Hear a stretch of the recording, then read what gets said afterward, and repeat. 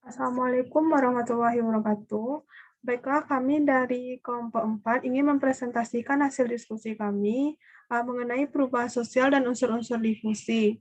Pertama, perkenalkan kami memperkenalkan anggota kelompok kami. Yang pertama itu Amanda Yuelsa, NIM 2100531. Kemudian Dita Andini, NIM 2100541. Kemudian saya sendiri Elsa Maulani, NIM 2100542. Kemudian Fitriatul Husna, NIM 2100542.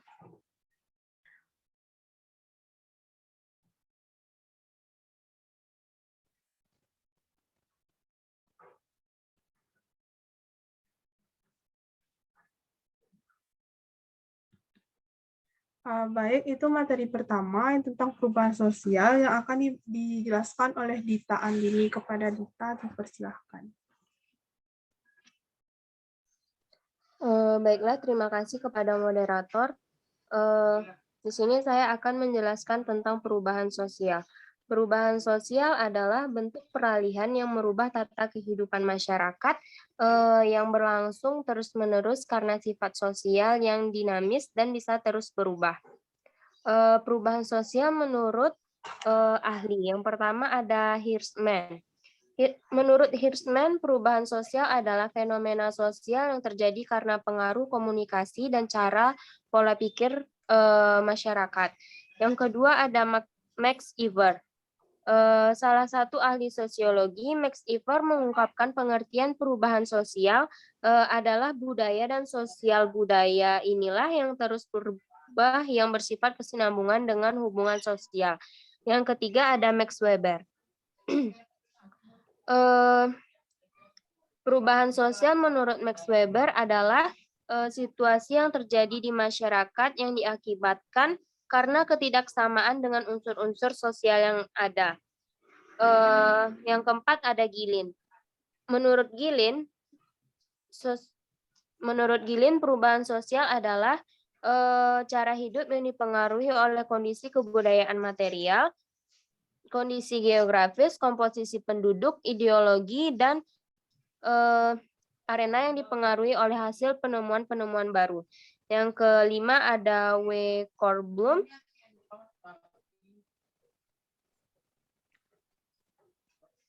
Faktor penyebab terjadi perubahan sosial menurut W. Korblum karena adanya susunan budaya yang bersifat bertahap atau dalam jangka waktu yang lama. Yang terakhir ada Kingsley Davis. Dalam bukunya yang berjudul Human Society mengartikan perubahan sosial sebagai perubahan yang terjadi dalam struktur dan fungsi masyarakat. Yang kedua ada proses terjadinya perubahan sosial. Yang pertama ada difusi. Difusi adalah proses penyebaran berbagai unsur pembentuk sosial dan kebudayaan, yakni berupa ide, keyakinan, dan hal lainnya. Penyebaran ini bisa dilakukan dari individu ke individu atau kelompok yang lebih besar dari itu. Yang kedua ada akulturasi. Akulturasi adalah proses perubahan sosial yang terjadi karena masuknya suatu kebudayaan asing ke dalam sekelompok masyarakat, sehingga unsur budaya asing itu diterima dan disesuaikan dengan kebudayaan asli masyarakat tertentu. Budaya asing tersebut masuk dan bisa diterima masyarakat tergantung bagaimana cara masuk budaya tersebut dan jangka waktu penyesuaian tertentu. Yang ketiga ada asimilasi. Asimilasi adalah proses perubahan sosial yang timbul jika ada dua individu atau kelompok dengan latar budaya yang berbeda kemudian berinteraksi dengan interaksi dalam jangka waktu yang lama. Proses perubahan sosial ini kemudian akan menghilangkan budaya tersebut atau mengurangi perbedaan antara golongan masyarakat. Asimilasi muncul agar mencapai suatu tujuan yang sama antar golongan demi kepentingan bersama. Yang keempat itu ada akomodasi. Akomodasi adalah proses perubahan sosial yang menunjukkan keseimbangan dalam hubungan sosial antar golongan yang berkaitan dengan norma atau nilai yang berlaku di masyarakat. Baiklah, hanya itu yang dapat saya sampaikan. Saya kembalikan kepada moderator. Terima kasih kepada Dita. Kemudian selanjutnya bentuk-bentuk interaksi sosial yang akan dijelaskan oleh Amanda Yelsa. Kepada Amanda dipersilahkan.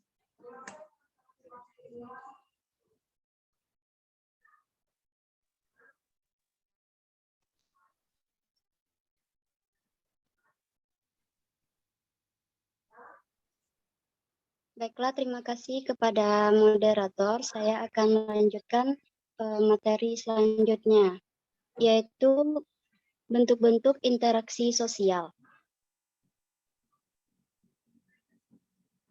Yang pertama ada evaluasi dan revolusi. Evaluasi adalah yang dengan memakan waktu selama kehendak dari masyarakat itu sendiri.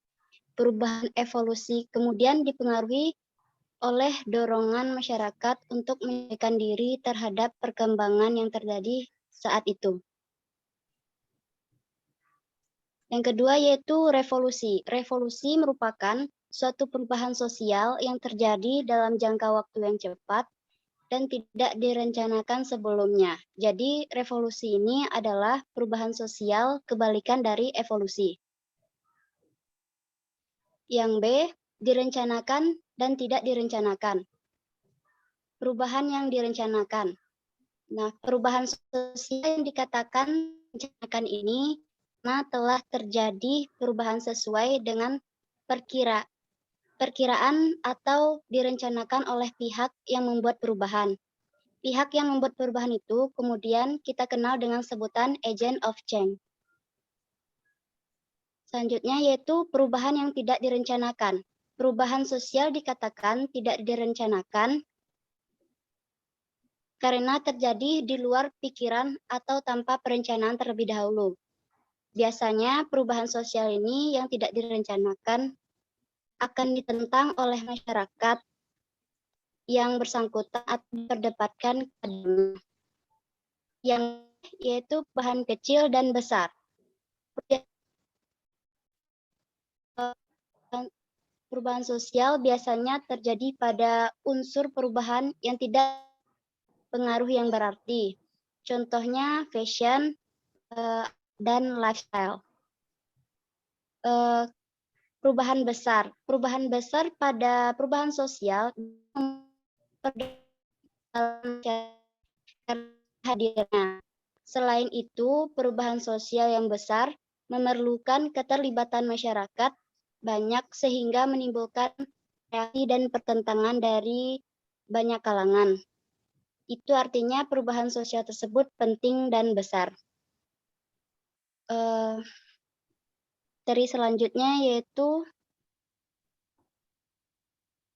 faktor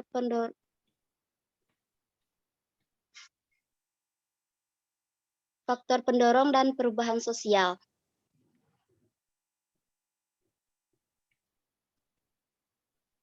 Yang pertama adanya penemuan baru. Adanya penemuan baru ini dalam sebuah komunitas tertentu akan membawa perubahan pada sosial tersebut. Karena adanya budaya baru yang bisa menggantikan budaya lama. Mencampur yang B yaitu pengaruh penduduk. Jumlah penduduk dapat mempengaruhi perubahan sosial karena dapat struktur tata komunitas.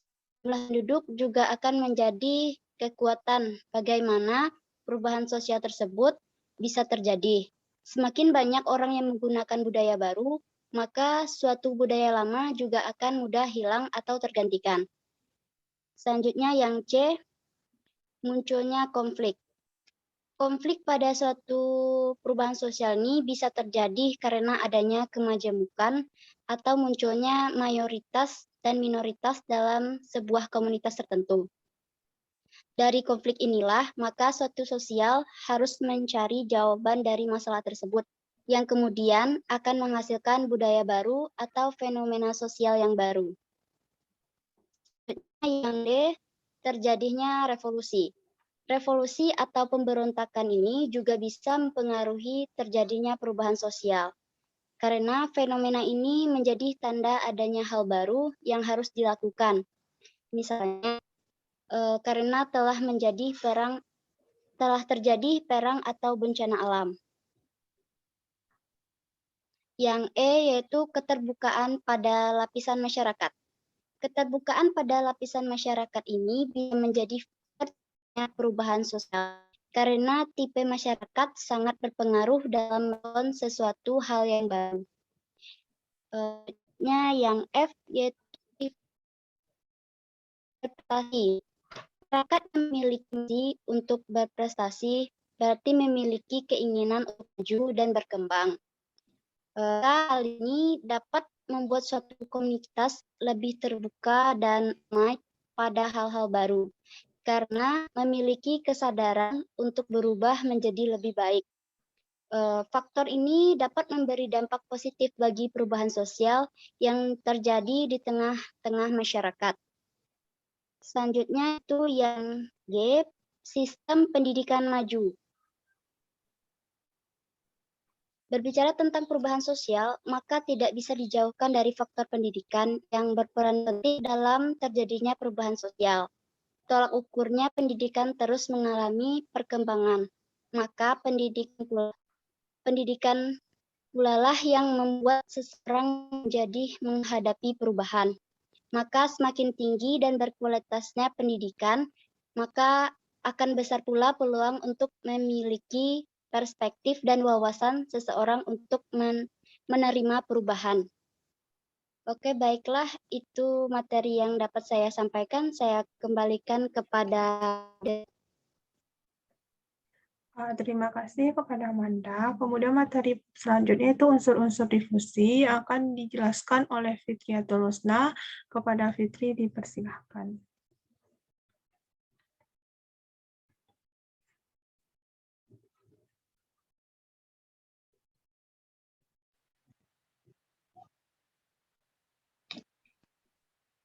Baiklah, terima kasih moderator yang telah mempersilahkan saya melanjutkan materi. Baiklah, selanjutnya yaitu contoh perubahan sosial. Contoh perubahan sosial yang pertama yaitu bersifat benar, yang berdasarkan catatan sejarah Indonesia, seperti misalnya cara menanam padi dan merawat hingga memanen padi masih dilakukan. Selanjutnya yang bersifat besar yaitu seperti semakin berkembangnya teknologi dan ilmu pengetahuan di Indonesia membawa perubahan pada sosial para petani, yakni bagaimana kebiasaan petani dahulu dan sekarang menjadi berubah. Contohnya jika dahulu petani menyemai pada hanya di dalam ruangan saja, namun sekarang petani bisa menanam padi dengan teknologi canggih agar menghasilkan bibit padi yang lebih berkualitas.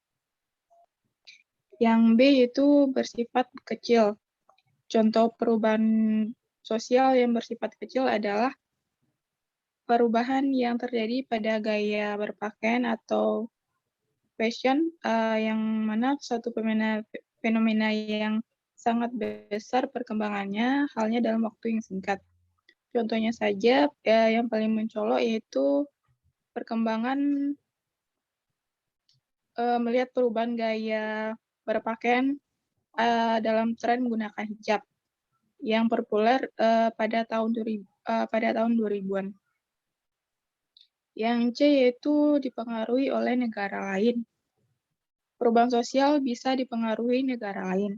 Contohnya karena perang atau dijajah oleh negara lain. Contohnya perubahan sosial Indonesia yang dipengaruhi oleh negara lain adalah terjadi pada transformasi ilmu pengetahuan dan teknologi. Yang D itu dalam keagamaan. Contoh perubahan sosial yang terjadi di Indonesia dalam hal keagamaan atau kepercayaan adalah negara kita yang terkenal dengan negara Islam atau mayoritas masyarakat Muslim memeluk agama Islam. Sebelumnya berdasarkan sejarah tanah air lebih erat dengan kepercayaan Hindu, Buddha, yakni masa kerajaan-kerajaan pada saat itu sebelum agama Islam masuk ke Nusantara. Maka adanya perubahan dalam keagamaan yang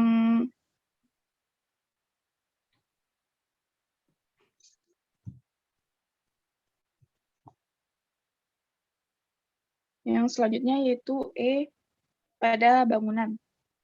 Bangunan adalah hal fisik yang paling bisa dilihat perubahannya dari zaman ke zaman. Contohnya, perubahan sosial yang terjadi pada bangunan yang digunakan oleh masyarakat adalah bentuk masjid, gaya hunian rumah, atau penggunaan material bangunan. Misalnya, konstruksi masjid zaman dahulu tentu jauh berbeda dengan desain arsitektur masjid zaman sekarang. Dengan adanya pembangunan baru juga memiliki efek samping yang diikuti dengan munculnya berbagai problem sosial yang dapat dipelajari pada buku efek. Yang F itu pada kebudayaan. Kebudayaan adalah fenomena yang pasti akan mengalami perubahan jika terjadi perubahan sosial. Salah satu contohnya yaitu perubahan sosial yang terjadi pada kebudayaan adalah akulturasi. Pada budaya kerajaan dahulu atau Hindu atau Buddha, dengan ajaran-ajaran Islam seperti budaya yang grebek yang kemudian disesuaikan dengan hari besar Islam. Baiklah, hanya itu yang dapat saya sampaikan. Saya kembalikan kepada moderator. Terima kasih kepada Fitri.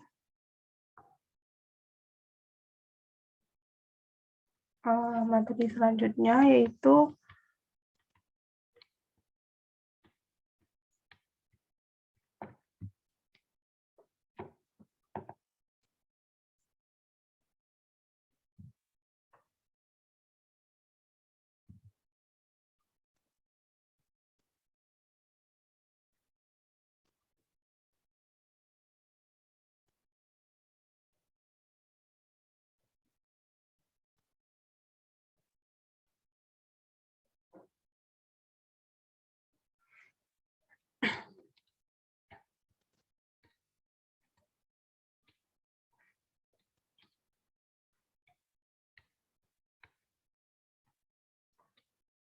saluran komunikasi yang akan saya jelaskan. Saluran komunikasi merupakan salah satu elemen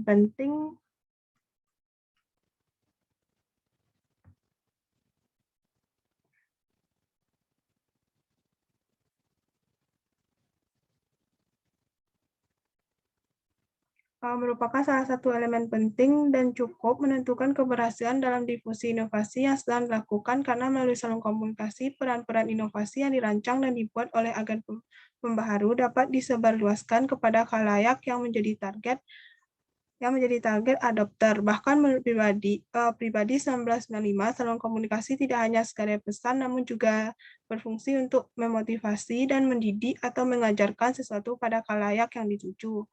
Kemudian menurut Kongres, keterlibatan waktu dalam proses difusi inovasi adalah proses pengambilan keputusan inovasi oleh individu. Dalam ini, waktu diukur melalui dari pertama kali individu mengetahui adanya suatu inovasi sampai dengan individu mengadopsi atau menolak inovasi tersebut. Kemudian sebagai tingkat kecepatan individu dalam mengadopsi suatu inovasi dibandingkan individu lain. Dalam hal ini, derajat inovasi individu seseorang dalam mengadopsi suatu inovasi semakin